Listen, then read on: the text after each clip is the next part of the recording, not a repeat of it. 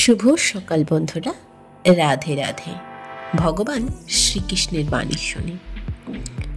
ভগবান শ্রীকৃষ্ণ বলেছেন, প্রার্থনা করার সময় ব্যক্তির মন্দিরে থাকাটা জরুরি নয়, ব্যক্তির মন ঈশ্বরে থাকাটা জরুরি। কারণ কোনো ব্যক্তি প্রার্থনা করলে তার মন সর্বদা ভগবান চিন্তায় মগ্ন হলেই সে যে স্থানে থাকুক বা যে অবস্থাতেই থাকুক, তার মন শুদ্ধ এবং পবিত্র হলে ব্যক্তি যে মন্দিরে থাকতে হবে এমন কোনো বাধ্যবাধকতা নেই। তার মন পবিত্র ও শুদ্ধ মনে তিনি যদি ভগবানের চিন্তা করেন, ভগবানের ধ্যান করেন, তবে তিনি ঈশ্বরে লাভ করতে পারবেন। কেননা ভগবান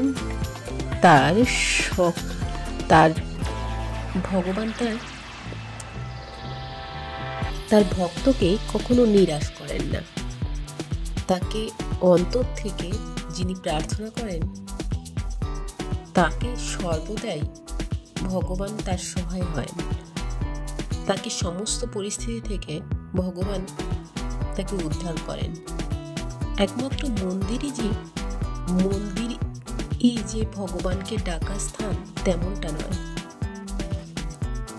মন যদি পবিত্র থাকে আর শুদ্ধ মনে যদি ভগবানের চিন্তা থাকে, তবে অবশ্যই যে কোনো স্থানই ভগবানের স্থান।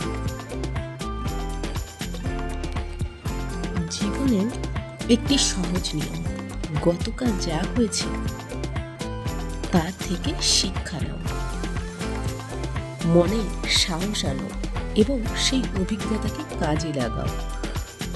আজকের জন্য শুধু ভালোভাবে বাঁচো। আজকের জন্য এখনটাই জীবন। আগামীকালের জন্য ঈশ্বরের প্রতি ভরসা রাখো। কারণ আমরা এই এখন কি ঘটবে তা আমরা জানি না।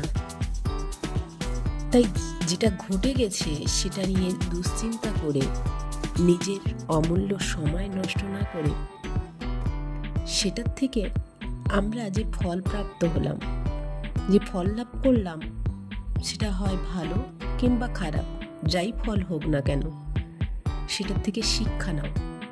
সেই ভুলটা আর দ্বিতীয়বার করবে না।